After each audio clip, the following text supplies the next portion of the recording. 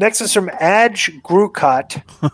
The subject is spoilers and potential East-West Coast media bias. Greetings from over the pond to K-Dog, the world's greatest podcast producer and the superior one. This is my third time emailing your fantastic podcast, but I fear it could well be my last, for the relentless laughing at my name by the superior one is having a severely detrimental effect upon my health. Now, this guy's name is Adge Grucott, and it kind of reminds me of like Oswald Cobblepot. Yeah. Do you know who that is? No. The Penguin. These troubling times are bad enough, but I fear any further mockery by Disco could well push me over the edge. No doubt my demise will be put down as a COVID-19 death statistic, even if I'm found with my head in the oven or if I decided to throw myself in front of a train. Or throw yourself out of a window like the doctors in Russia. They fell out of the window. Yeah. Regardless, I'd like to ask potentially one last question or two. Number one, when the Giant debuted in WWE's Paul White up through the ring, it was a great surprise. Do you feel the surprise is forever overlooked with dirt sheet spoiler morons never even mention it? What was the reaction to him jumping ship, as it were? And why do said morons feel the need to constantly ruin any upcoming spoilers? I've heard the superior one mention this topic before. Number two, is there a West Coast media bias against anything from the East? As a New York Giants fan, I constantly see the NFL experts putting Rivers over Eli, even though he achieved nothing in San Diego despite having a Hall of Fame running back, tight end, and a solid D.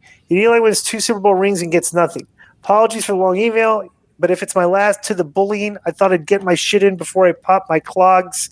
Adge Grocott from Telford, England. It's funny that this guy's from Telford, England. He's talking to the New York Giants. He's a Giants fan. Yeah, I was going to say that. I don't really remember the Paul White debut. Do you remember that?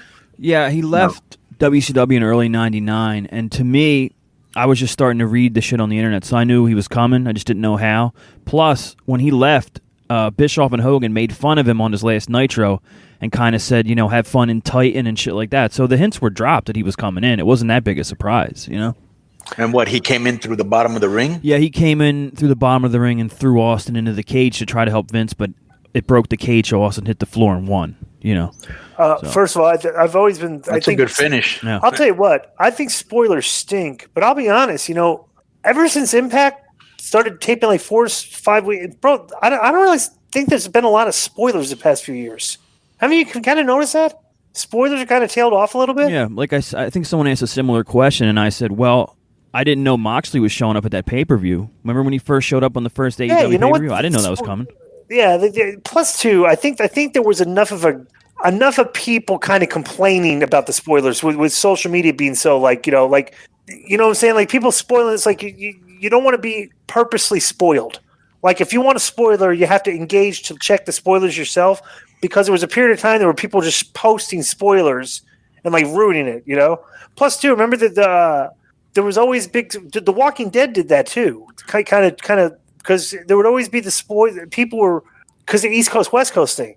So people were kind of like, they were kind of ruining it for the West Coast people. Plus Raw, I don't know. It seems like spoilers.